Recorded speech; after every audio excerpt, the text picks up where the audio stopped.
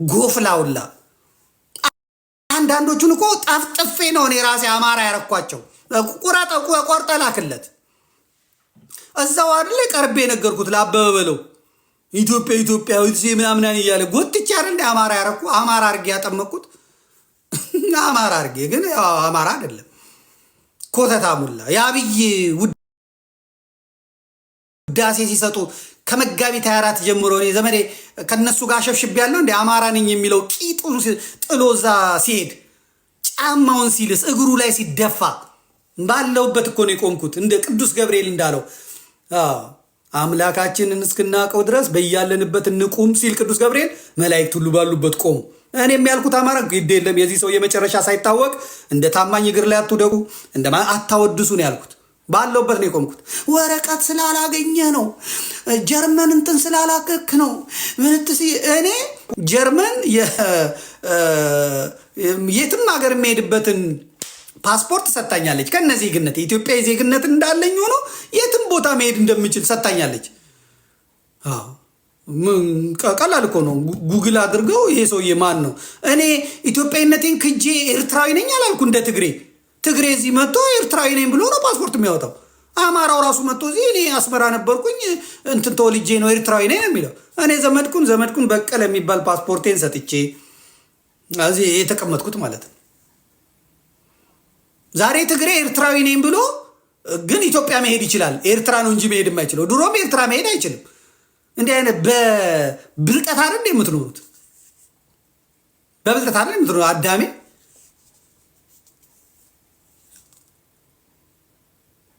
ስለዚህ በደንብ የምናገረውን ነገር ዛሬ ምርር አድርጌ የምናገረው መሰማማት ስላለ መደማመጥ ስላለብን ነው።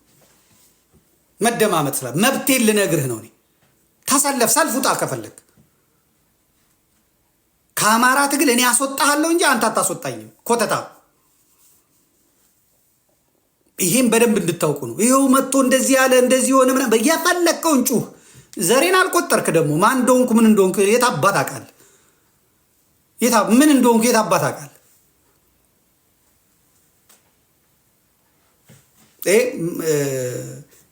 ከግምት ውስጥ ይግባ። ስለዚህ አሁን የመጡትን እየሰማን የመጡትን እንትን እያልን መዘናጋት መቻል የለብን። የአማራ ፋኖ አንድነት በቅርቡ ይመጣል። ሲመጣም አሁንም በጥንቃቄ ነው የመጣው። እኔ ጎጃም የገባሁት አልወጣም ያልኩት ሆን ብዬ ነው። ዋና አስኳሉ ያለው ጎጃም ነው። ዋና ደምስሮ ያለው ጎጃም ነው። ስለዚህ ወያኔና ሻዕቢያ ማዳከም የፈለጉት የጎንደሩን በነ ኮሎኔል ደመቀ እና በፋፍዴን የወሎውን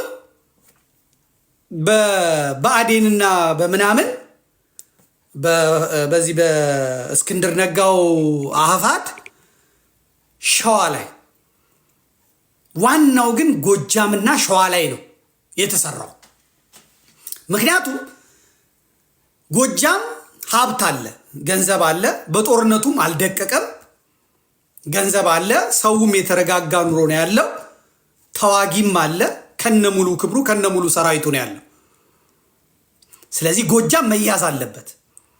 ጎጃም ካልተከፋፈለ ጎጃም ካልደቀቀ በቀር ጎጃም መንጭቆ ሄዶ እነሱ የማይቆጣጠሩት አማራ ይፈጠርባቸዋል። ስለዚህ ጎጃም ላይ ሰርተዋል።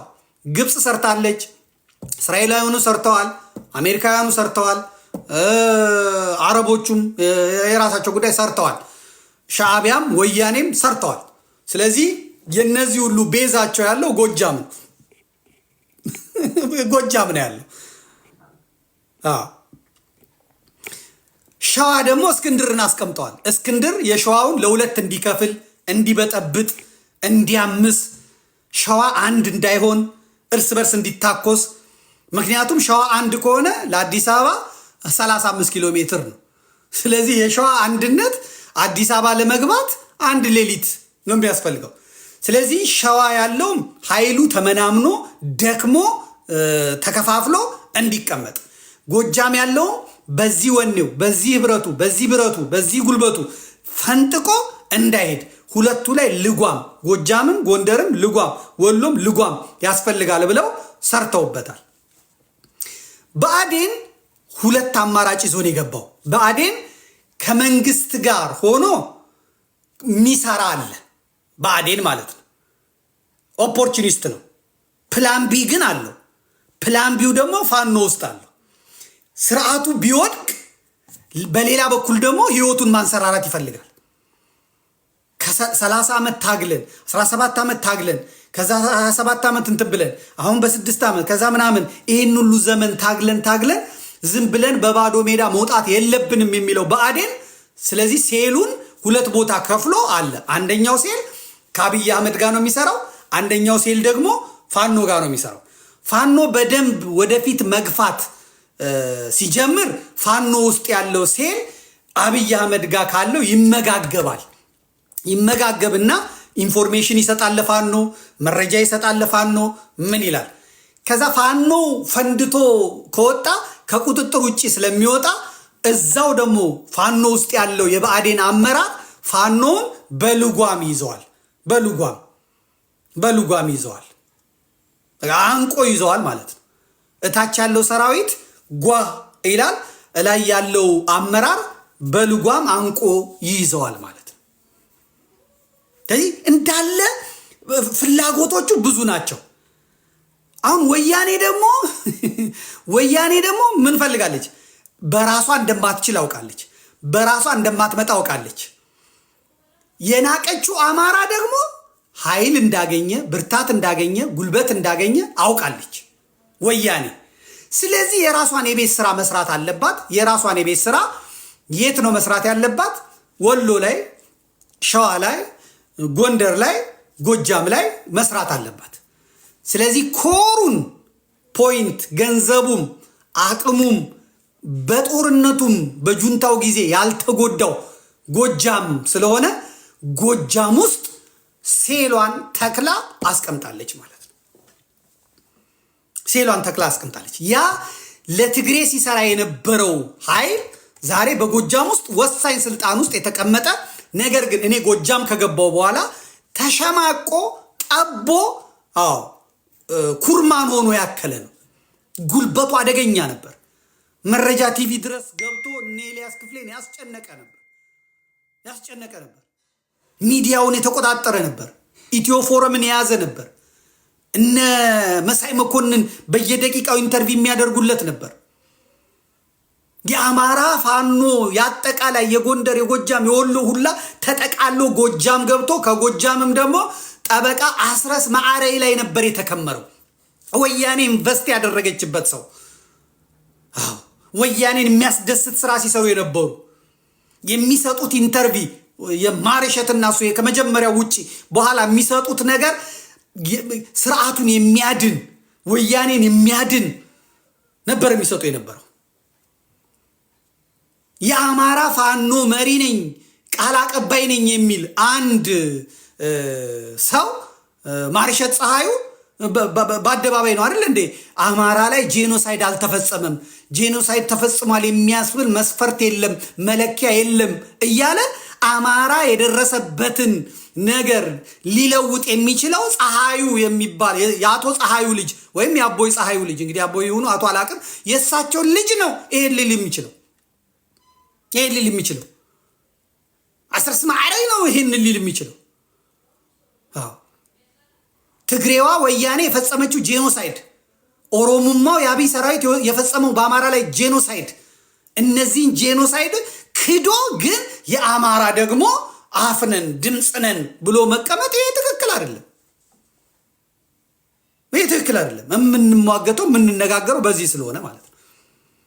አማራን እየጠላ የአማራን ድምፅ ይዞ የማይወጣ ነገር ግን ሆን ተብሎ በፕላን የተቀመጠ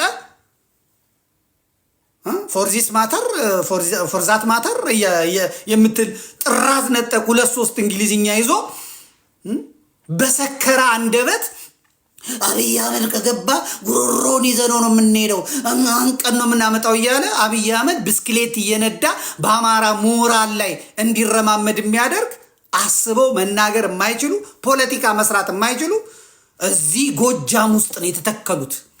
የጎጃምን አርበኛ በልተው የጨረሱ እነሱን ድሮን አይነካቸው፣ እነሱን ጥይት አይነካቸው። ተለቅመው እንዲገደሉ ተደርገው የተገደሉ እነዚህን የተጋፈጥኩት እኔ። ሴላቸው አደገኛ፣ ኔትወርካቸው አደገኛ።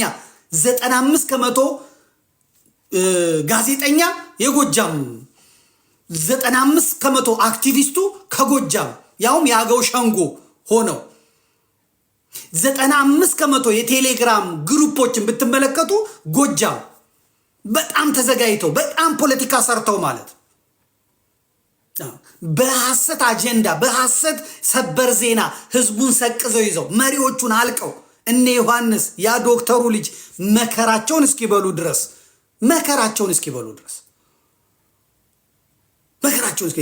አልቆ የመጨረሻው ዘመነንና ዝናቡን በልቶ ከዛ የተፈለገው አስረስ ማዕሬ ወደፊት እንዲመጣ የአማራ ወኪል ሆኖ በአዴንም ትግሬም የትግሬ ወያኔም እሱን ይዘው እንዲመጡ ነበር የተፈለገው። እዛ ውስጥ ነው ገብቼ ጉሮሮ ያነኩት። ዘመነ ካሴ ወጥቶ ይቃወመኝ። እኔ እየተናገርኩ ነው አይደል? ዘመነ ካሴ ዘመድኩን ውሸቱን ነው ይበለኝ። ዘመነ ካሴን ያሳሰረው ዘመነ ካሴን ከርቸሌ የከተተው ጥላሁን አበጀ ነው። ይካድ መጥቶ ዘመነ ካሴ በፍጹም ዘመድኩን ዝም ብሎ ነው የሚያወራው ይበለኝ። እኔ ይበለኝ